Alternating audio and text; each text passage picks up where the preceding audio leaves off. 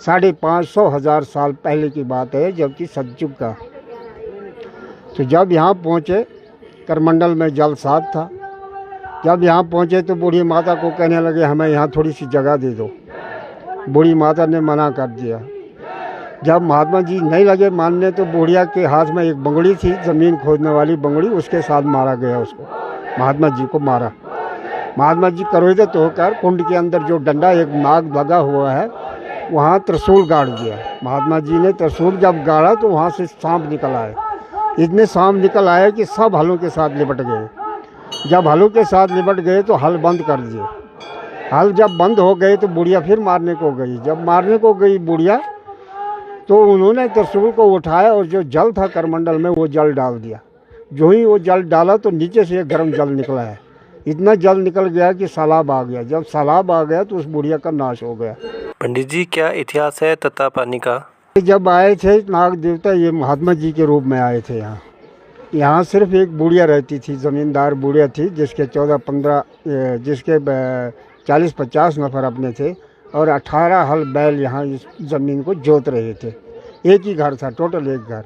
और ये महात्मा जी के रूप में जब यहाँ आए, इनके हाथ में एक त्रिशूल था और ये एक करमंडल था जिसमें जल साफ था। आगे एक नाला पड़ता है कोई आधा किलोमीटर का, एक घर उसमें होता था। सिर्फ टोटल 2 घर थे। 550-1000 साल पहले की बात है, जबकि सतयुग का। तो जब यहाँ पहुँचे, करमंडल में जल साफ था। जब यहाँ पहुँचे तो बूढ़ी माता को कहने लगे, हमें यहाँ थोड़ी सी जगह दे दो। बूढ़ी माता ने मना कर दिया। जब महात्मा जी नहीं लगे मानने तो बुढ़िया के हाथ में एक बंगड़ी थी, ज़मीन खोदने वाली बंगड़ी, उसके साथ मारा गया उसको। महात्मा जी को मारा। महात्मा जी क्रोधित होकर कुंड के अंदर जो डंडा एक नाग लगा हुआ है वहाँ त्रिशूल गाड़ दिया। महात्मा जी ने त्रिशूल जब गाड़ा तो वहाँ से सांप निकल आए। इतने सांप निकल आए कि सब हलों के साथ लिपट गए। जब हलों के साथ लिपट गए तो हल बंद कर दिए। हल जब बंद हो गए तो बुढ़िया फिर मारने को गई। जब मारने को गई बुढ़िया तो उन्होंने त्रिशूल को उठाया और जो जल था करमंडल में वो जल डाल दिया। जो ही वो जल डाला तो नीचे से एक गर्म जल निकला है। इतना जल निकल गया कि सैलाब आ गया। जब सैलाब आ गया तो उस बुढ़िया का नाश हो गया। पूरा जितना भी उसका परिवार वगैरह था सैलाब में चले गए। जब चले गए तो महात्मा जी गायब हो गए और अंदर जो पिंडी है ये पिंडी यहाँ प्रकट हो गई। जब ये पिंडी यहाँ प्रकट हो गई तो जल निकल रहा था। तो जो नाले का वो आदमी था, वो नाले का आदमी जो आता था सुबह सुबह सब इधर आता था और यहाँ से बुढ़िया से राशन मिलता था उसको। जब यहाँ आया वो देखा तो यहाँ बुढ़िया का नाश हो गया है। फिर उसको ये पता नहीं था ये क्या पिंडी निकली है, क्या चीज़ है, कैसे ये पानी निकला है, कैसे क्या हुआ है। फिर उसने इलाके में जाकर जहाँ जहाँ 1-2 घर थे उनको बताया, डेट फिक्स कर दी कि भाई फलाने डेट पर आप लोग उधर आ जाओ सब। तो उस डेट पर जब वो लोग यहाँ पहुँचे, यहाँ पहुँचकर उन्होंने दंडौत करने लगे कि ये क्या चीज़ है, क्या नहीं है, हमें क्या पता लग सकता है। तो जो नाले का आदमी था उसका 5 साल का बेटा था। जब वो नाले का 5 साल का बेटा जब वो यहाँ रहा तो उसको चौकी आ गई, प्रवेश हो गया। जब उसको प्रवेश हो गया तो फिर उसने बताया कि ये शेषनाग जी महाराज यहाँ प्रकट हुए हैं, महात्मा जी के रूप में आए थे। बुढ़िया ने इनके साथ गलत व्यवहार किया जिसकी वजह से बुढ़िया का नाश हो गया। अब आप ऐसा करो, यहाँ इनकी स्थापना करो और ये पानी जो है इसका कुंड बना दो। फिर लोगों ने इसका कुंड बनाया और यहाँ इनका वास किया।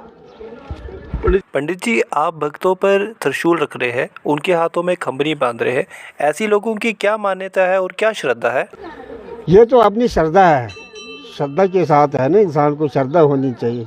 जब अगर श्रद्धा है आपको तो मचेल माता दरबार जाते हैं आप, इतना दूर सफ़र है और यहाँ से वहाँ तक पहुँचते हैं, दूर दूर से लोग आते हैं रहते हैं, है ना ठीक। तो शांति के लिए हम भी यहाँ रखते हैं कि भाई चलो जी लोगों को शांति मिले, सबका परिवार सुखी रहे।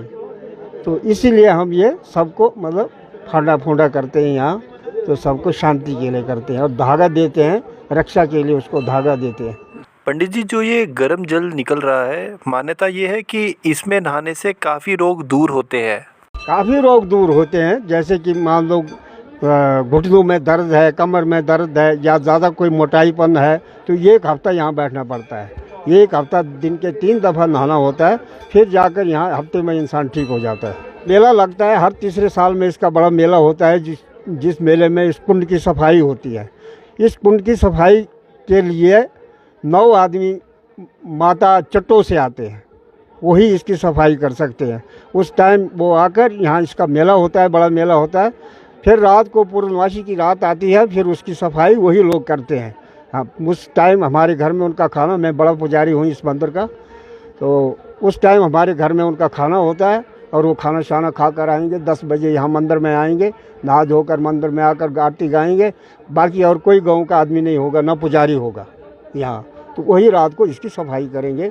सुबह आएगा, इंसान देखेगा तो पानी चमकता है। फिर पंडित जी, पूरे इलाके में ये गर्म पानी का कुंड यहीं पर है या फिर कहीं और भी है? नहीं, कहीं नहीं है, कहीं नहीं है, कहीं नहीं। यही कुंड है, बस मेन कुंड यही है। बाकी नीम गर्म पानी तो यहाँ 30-40 चश्मे हैं नीम गर्म जो है, बाकी यही है, मेन यही है। तो आपने सुना कि पुजारी सोमनाथ शर्मा जी ने पूरा इतिहास तत्ता पानी का बताया है, इस गर्म पानी कुंड का। जब भी आप मचेल माता जाएं, तत्ता पानी में ज़रूर स्नान करें और भोलेनाथ जी से आशीर्वाद पाएं।